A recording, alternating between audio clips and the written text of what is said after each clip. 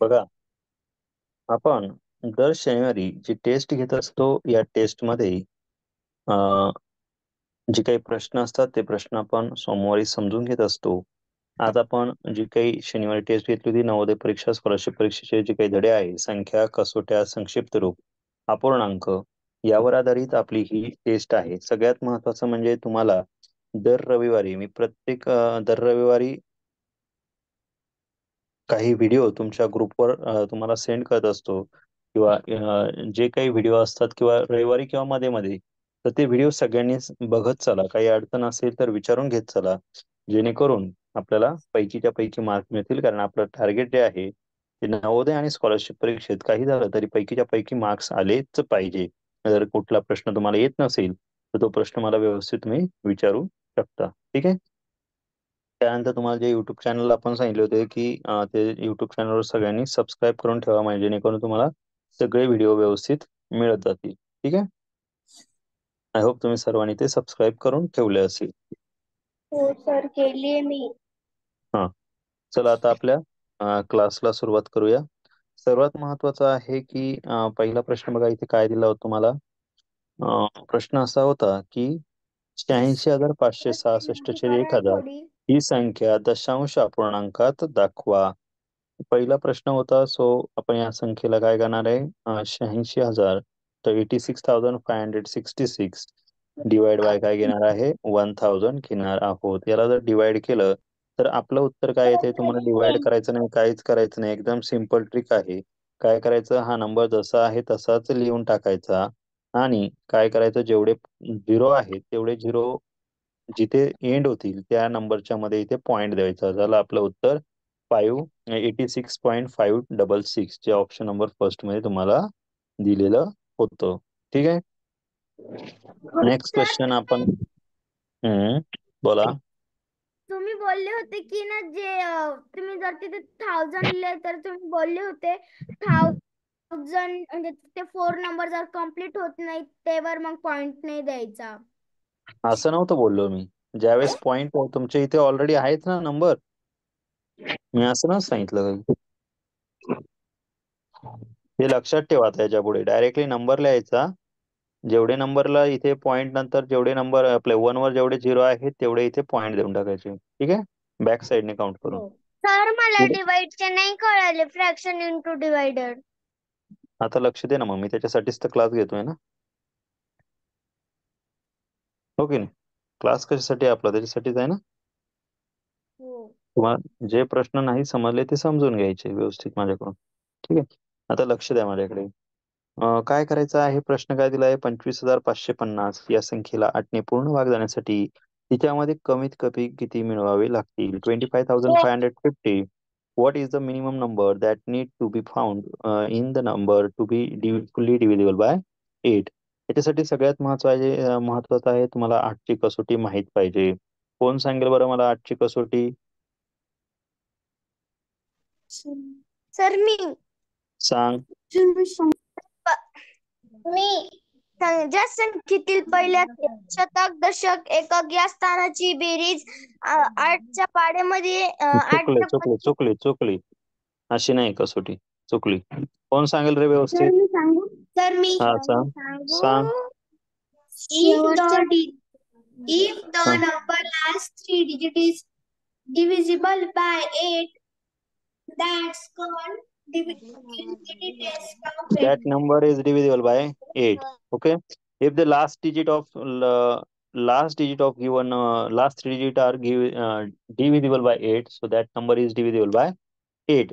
ज्या संख्येतील शेवटच्या तीन अंकांना 8ने पूर्ण भाग जातो त्या संपूर्ण संख्येला 8ने पूर्ण भाग जातो, ही आपली कसोटी आहे. बरोबर.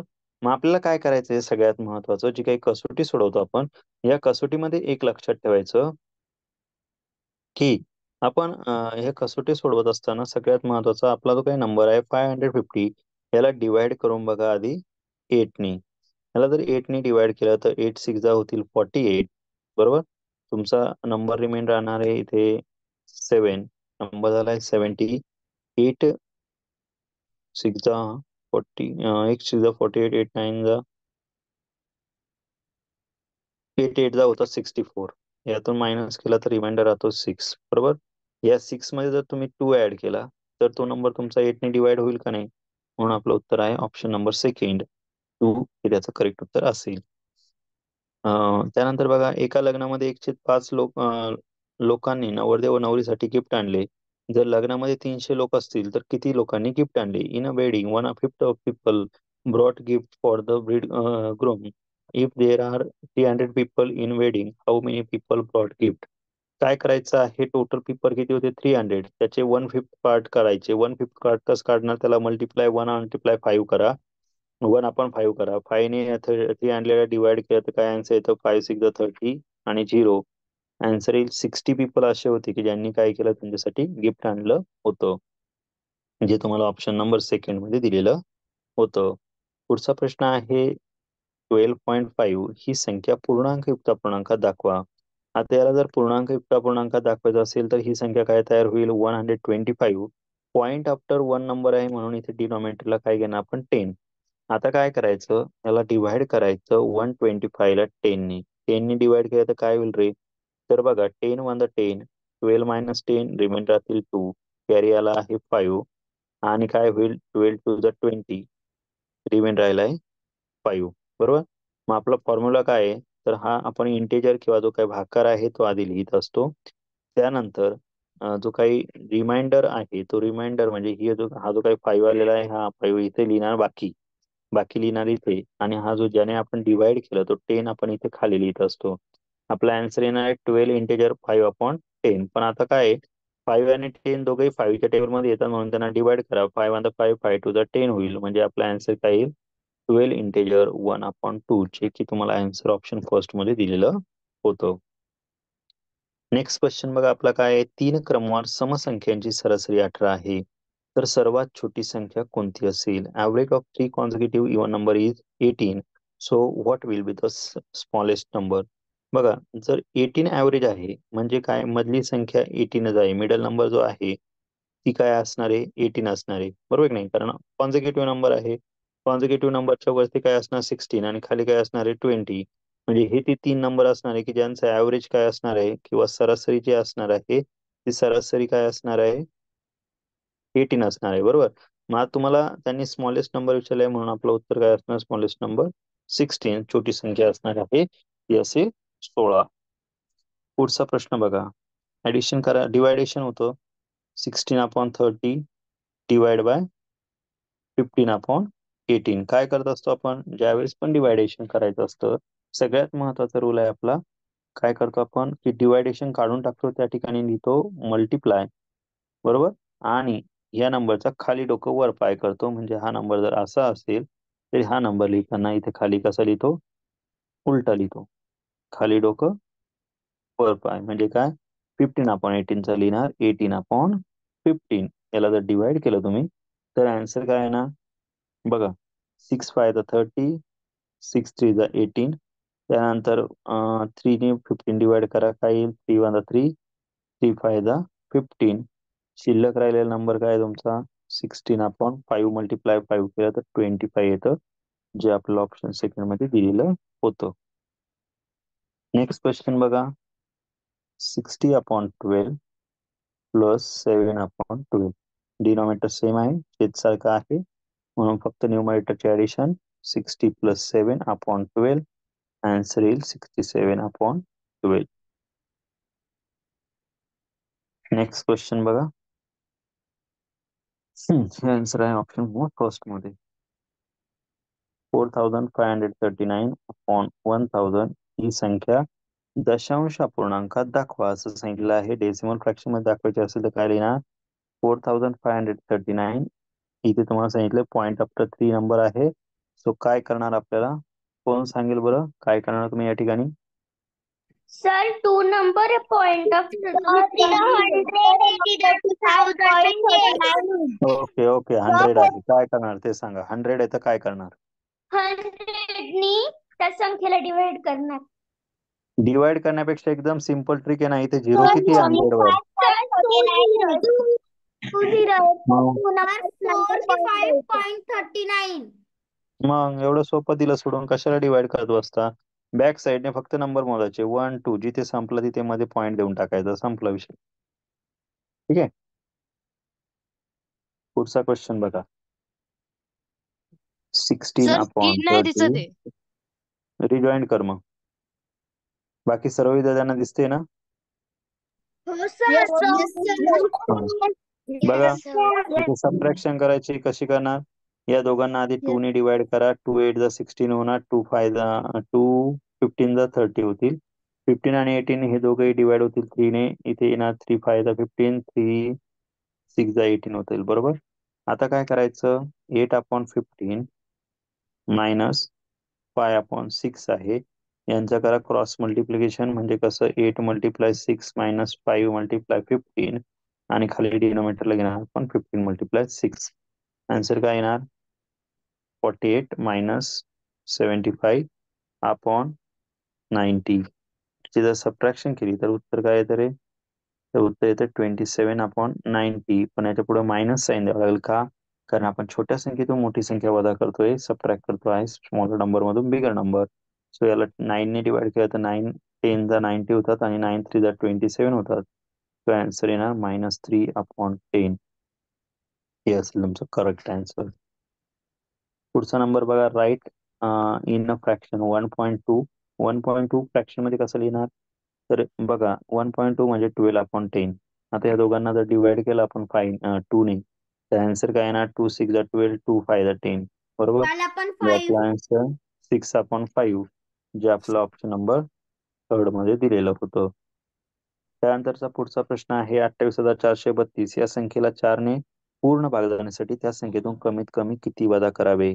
What is the minimum number that should be subtracted from the number 28,432 to make it divisible by 4? बघा, एखाद्या नंबरला जर 4 ने डिवाइड करायचं असेल तर कसोटी काय सांगते?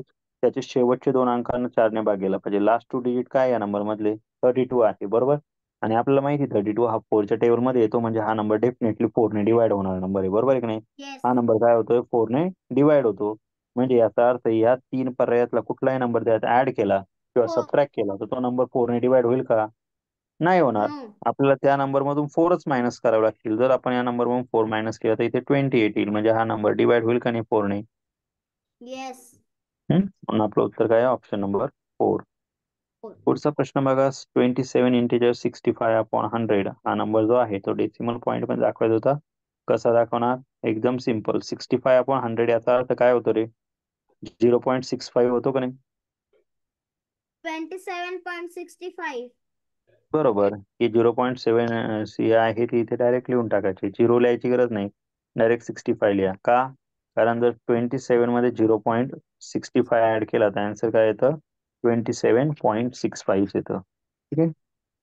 पुढचा नंबर आहे 5256.835 मल्टिप्लाय 0.5. आता इथे काय करायचं? सरळ सरळ पॉईंट सोडून डायरेक्ट मल्टिप्लाय करा. मल्टिप्लिकेशन केलं तर तुमचं उत्तर हेच येणार. बरोबर. हे जे काय आन्सर येणार आहे याला काय करायचं? Point after. आता इथे किती नंबर आहे? इथे 3 नंबर आहे, इथे 1 नंबर आहे. बरोबर की नाही? मग आपण काय करणार? 3 प्लस 1 करा. किती होतात? 4 होतात. बस बॅक साईडने मोजा. 1 2 3 4. जेवढे पॉईंट नंतर नंबर मोजले इथे पॉईंट देऊन टाका. झालं आपलं उत्तर. जे ऑप्शन नंबर तुम्हाला फर्स्ट मध्ये दिले. गुणाकार कर. हा एवढा नंबर आहे ना, 5 8 6 835. याला नॉर्मली गुणिले 5 कर. त्याचा गुणाकार केल्यावर उत्तर काय येतं? ते उत्तर येतं का तुझं? करून बघ. 5 ने गुणलं, 5 5 25 होतील. हातच्या आला 2, 5 त्रिक 15, हातच्या 2 मिळवलं 7 होती. बरोबर. 5 8 40, 40 आणि 1 41. आला का 1? हातच्या आला 4, 5 सक 30, 30 आणि 4 34. हातच्या आला 3, 5 8 40 आणि 3 43. हातच्या आला 4, आलं सर. 5 आलं ना? ठीक आहे. जे उत्तर येईल तिथे पॉईंट देऊन टाकायचं. पुढे बेरीज होती. बेरीजचा रूल काय आपला? पॉईंट खाली पॉईंट आला पाहिजे. बरोबर की नाही? मग पॉईंट खाली पॉईंट घ्यायचा म्हणजे इथे काय येणार? अशा पद्धतीने लिहावं लागेल आपल्याला हा नंबर. त्याच्यातून मायनस करायचा आहे 321.5852. इथे नंबर नाही, इथे घ्यायचा 0. इथे 10 मधून आता टू मायनस करा, इथे येणार 8. 10 घेण्यासाठी इकडे कॅरी घेतला म्हणून इथे 4 राहणार. नंबर घ्यावा लागेल सर 14 मी मायनस सांगू 5, आन्सर येईल 9. इकडे घ्यावं लागेल 4, कॅरी घेतला म्हणून इथे 14 होणार. 14 मायनस 8 6. 6 इथे 12 घ्यावं लागेल कारण इथे कॅरी घ्यावं 7 लागेल. 12 minus 5 7, point as it is. 4 minus 1 3, 5 3 minus 2 3, 3 11 minus 3 8, 7 8 2. इथे कॅरी 7 दिला, इथे राहणार 7. ठीक आहे. Correct so sir option number first मध्ये हे उत्तर दिलेलं होतं. नेक्स्ट क्वेश्चन आहे 1252.656 अधिक 5596. सर मी सांगू आणि याचा आन्सर हा सांग. इथे काहीच नाही 6 म्हणून इथे 0 घ्यायचा. म्हणजे जर असं 6 सोडवलं 6849.36 बरोबर, हे आन्सर करेक्ट आहे. मग जे ऑप्शन नंबर कुठे दिलं होतं, सेकंड मध्ये दिलेलं होतं. सेकंड पुढचा प्रश्न बघा काय सांगितलंय. एका क्रिकेट खेळाच्या 20 इनिंगची सरासरी किती आहे, 50 आहे. मग आता 20 इनिंग म्हणजे काय, 20 मॅच. 20 मॅच त्याने खेळलेले आहे. तर 20 मॅचचा स्कोर किती आहे, तर 20 इंटू 50 करा, 1000 रन त्याचे असतील 20 मॅच मध्ये. काय सांगितलं, 21व्या मॅच मध्ये त्याने किती धावा केल्या, सरासरी 49 होईल. म्हणजे 21 मल्टिप्लाय जर आपण 49 केलं तर आपलं उत्तर काय येतं, 1029 हे आन्सर येतं. आता हे जे आहे हे 20 मॅचचा स्कोर आहे आणि हा 21 मॅचचा स्कोर आहे. यांच्यातून जर डिफरन्स काढला तर तो किती येतो, 29 रन येतात की नाही. म्हणजे त्याचे जर काही जी त्याने 21वी मॅच खेळली त्या 21व्या मॅच मध्ये किती स्कोर केला असेल, तर ते आहे 29 रन. पुढचा प्रश्न बघा, 11/12 प्लस 18/23. बोला 29 काय. 29 कस काय काढलं आन्सर. सबट्रॅक्शन कर ना. 1029 मधून 1000 मायनस केल्यावर किती राहतात. त्याने 20 मॅच मध्ये 1000 रन केले आणि 21 मॅच मध्ये 1029 रन केले. म्हणजे त्याने 21व्या मॅच मध्ये किती रन केले असतील, किती केले असतील 29 सांग. मग